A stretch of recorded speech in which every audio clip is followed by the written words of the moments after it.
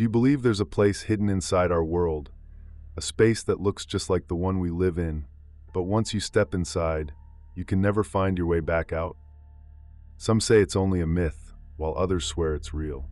In the mountains of Hong Kong, there are stories of hikers who vanished without a trace, as if they had crossed into another dimension. Rescue teams search every trail and every valley, yet they never find a body, never even a clue. And among those who disappeared, one man claimed he walked into that invisible world and somehow came back alive. Some say that deep inside Hong Kong's mountains, there are places where the rules of the real world no longer apply. They call them barriers. Once you step inside, you lose all contact with the outside world, and no matter how far you walk, you can never find your way back out.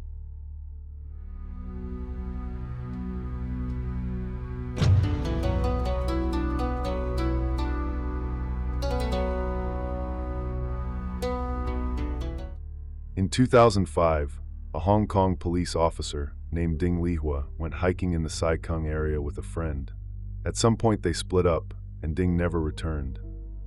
For a full week, rescue teams searched the entire mountain range. They turned over every rock, checked every ravine, but found nothing. The only clue was a strange audio recording left on his phone. The recording was filled with heavy wind and faint, broken speech. No one could understand the words, but it was clear that wherever he had been, it wasn't an ordinary mountain trail. After that incident, talk of the barrier spread rapidly. Some believed it was caused by magnetic disturbances. Others said it was something far beyond science. Whatever the truth, the name Sai Kung Barrier soon became one of Hong Kong's most chilling urban legends. It was June 18, 2016, a Saturday. The weather was warm and bright, the kind of day that seemed perfect for hiking. 45-year-old Chung Shanpang was a passionate hiker who often spent his weekends exploring Hong Kong's mountains. That morning around 8 o'clock, he left home alone, carrying a backpack, and took a bus toward the eastern hills of the New Territories. His plan was simple: finish a one-day hike and return home by evening. Before starting, Chung posted on Facebook, "Suddenly I really wish it would rain." He attached a picture of the landscape. Only a few minutes later, dark clouds gathered and thunder rolled through the sky. He even commented again, half-jokingly, "Just posted it, and it's already thundering." He didn't realize that this post would become the last trace of him before he went missing. By 6 p.m., his wife had already prepared dinner, expecting him home any moment. But the hours passed, and there was still no sign of him. She called his phone, no answer. She sent messages, no reply. Then, at 8 p.m., her phone finally rang. It was Chung. He said he was still on the mountain, but would be down soon, and told her not to worry. After that, silence. She waited the whole night, but Chung never came home. By the next morning, fear turned into panic, and she called the police. Police immediately organized a search team, starting from the trailhead of the Maclehose Trail, one of Hong Kong's longest and most challenging routes. Officers and volunteers spread out through the forest, shouting his name, checking every path and valley. Friends and fellow hikers joined in, posting messages on his Facebook page, hoping he would somehow see them and respond.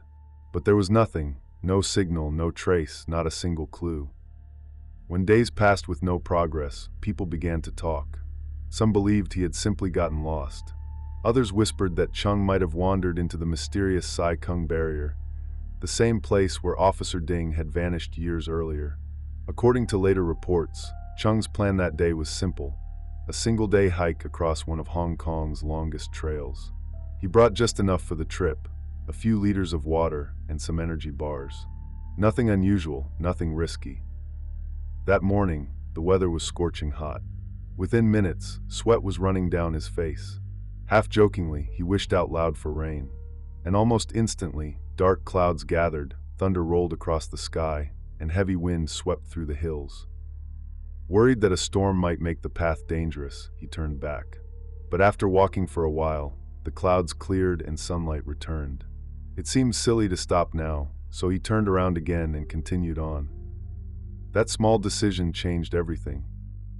As he walked deeper into the mountain, the path grew narrower and wilder. overgrown with grass that nearly hid the way forward.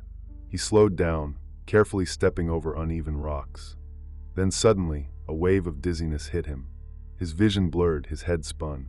He sat down to rest, but his eyelids grew heavy, and an overwhelming sleepiness took hold. Within moments, he blacked out completely. When he opened his eyes, the sky was already completely dark. He sat up slowly, feeling cold air on his skin. Checking his phone, he saw the time, 8 o'clock at night. He remembered feeling dizzy around 10:30 in the morning, which meant he had somehow been asleep for nearly 9 hours. The thought made him uneasy. His body ached, but he was still calm. Without thinking too much, he unlocked his phone and immediately called his wife.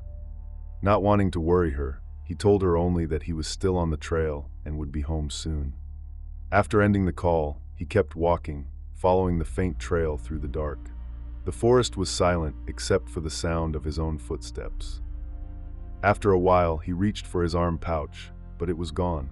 His phone holder, wallet, and navigation app were all missing. Without them, he had no sense of direction, and a quiet panic began to grow inside him. With no flashlight and only the faint light of the moon, Chung kept walking. He decided to climb upward, thinking that from a higher place, he might see the lights of a village below. When he finally reached the top, he saw a cluster of faint lights far away. Relieved, he began descending the slope in that direction. At first, the trail seemed smooth, but after some time, he noticed something strange. The scenery around him, the rocks, the trees, the small forks in the path, all looked familiar. No matter which way he turned, he kept ending up in the same place. It was as if the mountain itself was looping. He broke off branches to mark the ground, stacked small stones, and even carved symbols into tree trunks, but after walking a while, the same marks appeared before him again. His heartbeat quickened, and panic began to rise. He thought he might be suffering from low blood sugar, so he ate his last energy bar, but it didn't help.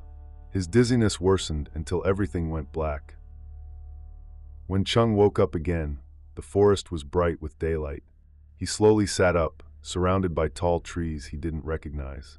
Everything felt unfamiliar. The air, the light, even the colors of the leaves seemed slightly different. At first, he thought he was simply lost. After drinking some water, he adjusted his backpack and began to move. He followed a small stream, believing it would eventually lead him to people. After some time, he reached a quiet pond surrounded by rocks. Above it was a waterfall about 2 meters high, and in the middle of the flow, a large stone divided the water into 2 streams. It was a peaceful sight. He decided to rest there before continuing. But when he started walking again, something felt wrong. No matter which direction he went, he always ended up back at the same pond.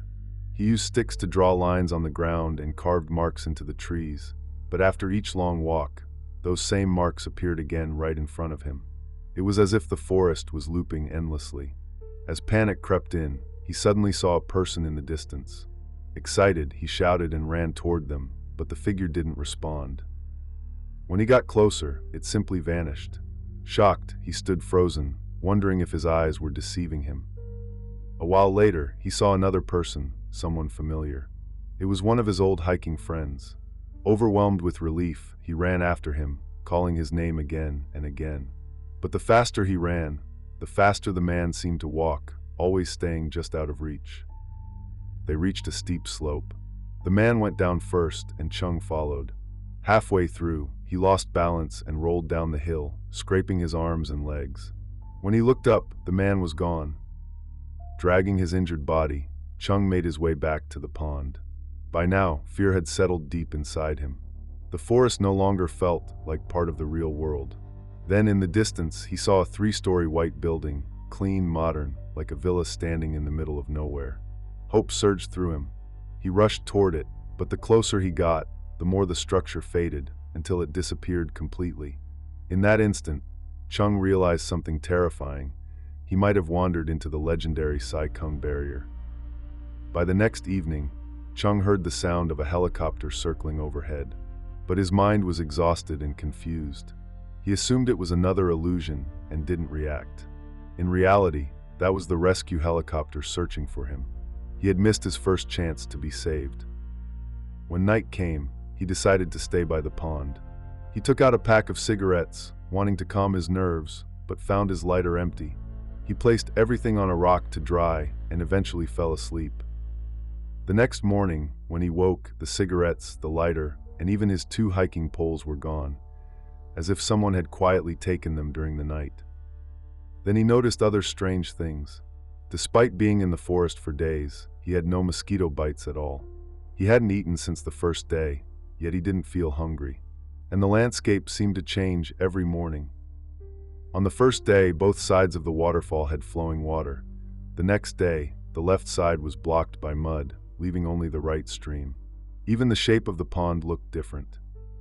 He kept walking and found a vast, overgrown cemetery.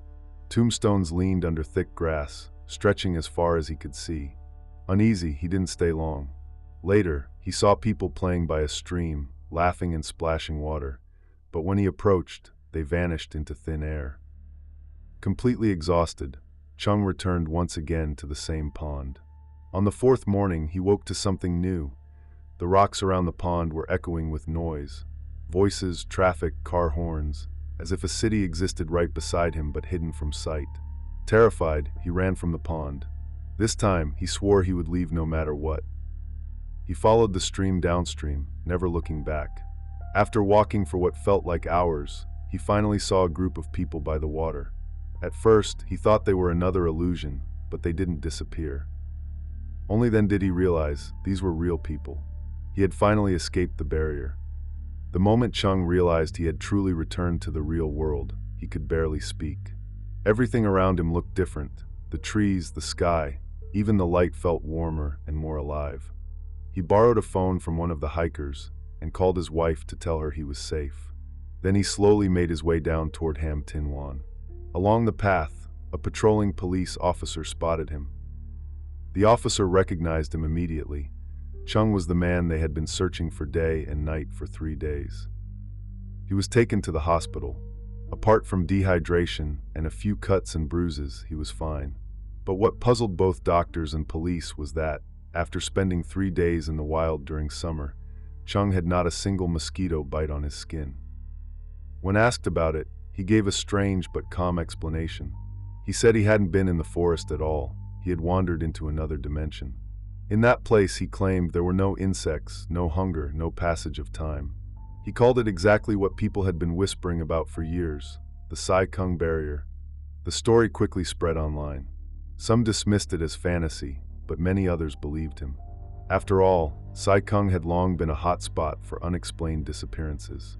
The police officer Ding Lihua was still missing, and other hikers had vanished without a trace. To those who believed, Chung wasn't just a survivor. He was someone who had entered the barrier and somehow made it back alive. After leaving the hospital, Chung wrote down everything he remembered and posted his story on social media. Within hours, it went viral. Many readers said his tone felt too calm, too genuine to be made up. But skeptics weren't convinced. They thought Chung's experience could be explained by exhaustion, dehydration, and hallucinations caused by fear and lack of food. Police later found his missing hat and hiking poles along his original planned route.